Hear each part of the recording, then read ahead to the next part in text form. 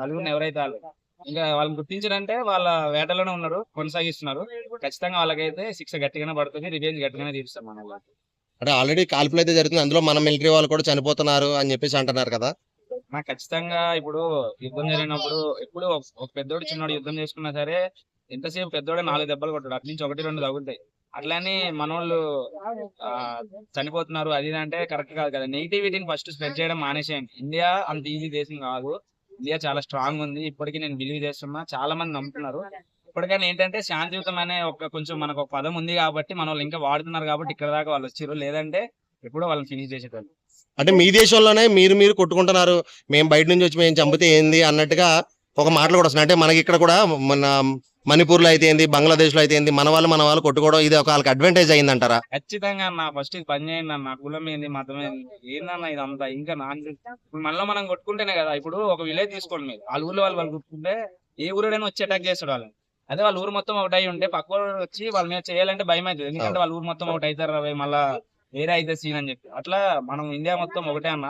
Please అందరూ ఐక్యంగా ఉండండి. అండ్ మతాలు కులాలు అన్ని వదిలేసండి. ఇప్పుడు జరిగింది ఇండియా పైన అటాక్ జరిగింది, నాట్ ఓన్లీ హిందువులు ముస్లిమ్స్ అని కాదు. కాకపోతే కొన్ని వాళ్ళు కావాలని మనలో మనకి డిస్టర్బెన్స్ పెడదామని కావాలని చెప్పి ముస్లిమ్స్ వదిలేసి అండ్ హిందువులను అయితే చంపడం జరిగింది. ఇందులో కూడా మీరు చూడొచ్చు, ముస్లిమ్స్ లో ఒక అన్న సయ్యద్ అని ఉంటారు, ఆయన పాపం చనిపోయారు. ఆయన ఏందని ఆయన హ్యూమినిటీ చూపించారు అనమాట. మా ఇండియన్స్ పైన అటాక్ జరుగుతుంది, నేను ఖచ్చితంగా ఒక భారతీయుల్లో స్పందించాలి కాబట్టి స్పందించని చెప్పి ఆయన చనిపోయాడు. వాళ్ళ అమ్మగారి మాటలు వింటే మీరు చాలా బాధపడతారు, ఆయన ఒక్కడే అంటారు.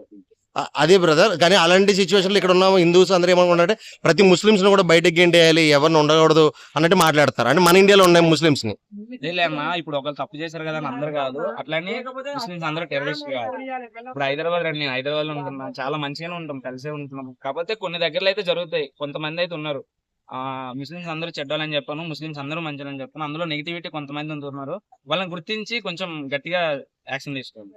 ఇప్పుడు మళ్ళీ ఇలాంటి రిపీట్ కావద్దు, వాళ్ళు అంత దారుణంగా రిలీజియన్ చూసుకుంటూ చంపారు కదా, వాళ్ళు ఇలాంటి రిపీట్ కావద్దు అంటే ఏం చేయాలి? నేను ఏం చెప్తున్నా బ్రదర్, రిలీజియన్ చూసుకొని కావాలనే చంపారు. ఎందుకంటే ఫస్ట్ వాళ్ళ టాపిక్ వదిలేసి మనలో మనం కొట్టుకొని చేస్తాం. ఇప్పుడు ఫస్ట్ ఇప్పుడు టాపిక్ అయిపోయింది, ఏమని జమ్మూ కాశ్మీర్ లో చంపేశారు. ఇప్పుడు కొత్తగా ఇండియాలో ఒకటి లేస్తుంది, ఏమని ముస్లిమ్స్ ని వదిలేసి హిందువులను చంపారని చెప్పేసి.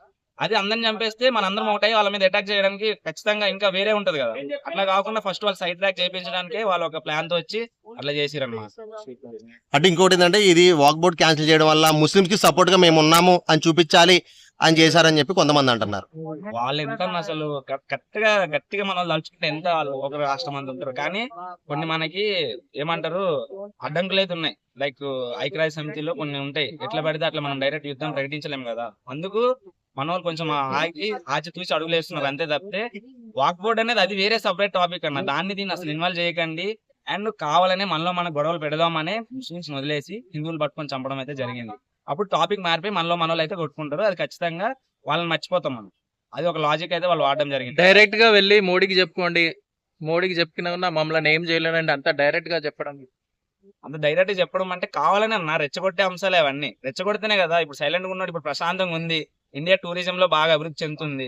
అది వాళ్ళు ఎట్లా స్పాయిల్ చేయాలనే ఆలోచనలో ఉంటాయి. ఎంతసేపు పాకిస్తాన్ కి ఏమి ఉండదు, వాళ్ళు ఎట్లా ఎంతసేపు ఇండియాని ఎంత ఈజీగా చెడగొట్టాలి, ఎంతసేపు డెమోక్రసీ తగ్గించాలి, అదే ఐ మీన్ మనీ ప్రైజెస్ తగ్గించాలి. ఇప్పుడు డాలర్ చూసుకోండి, మన 80 రూపాయలు ఉంటే వాళ్ళ 280 రూపాయలు, వాళ్ళకి మనకి అసలు కంపారిజన్ లేదన్న, వదిలేసేయండి, వాళ్ళకి మనకు సంబంధం లేదు. ఇంకోటి బ్రో, ఇప్పుడు మోడీ మీద వ్యతిరేకతతో సామాన్య ప్రజలను చంపడం ఎంతవరకు కరెక్ట్ అంటారు? అదే కదా నేను చెప్తున్నా, కావాలని కెలుక్కుంటున్నారు. అండ్ ఇండియన్ టూరిజం ని మెయిన్ దెబ్బతీయాలని వాళ్ళు చూస్తున్నారు. ఎందుకంటే ఇండియా కొంచెం అభివృద్ధి చెందుతుంది. ఒక డాలర్ కి 80 రూపాయలు కంపేర్ చేసుకోండి, ఒక డాలర్ కి 280 రూపాయలు పాకిస్తాన్.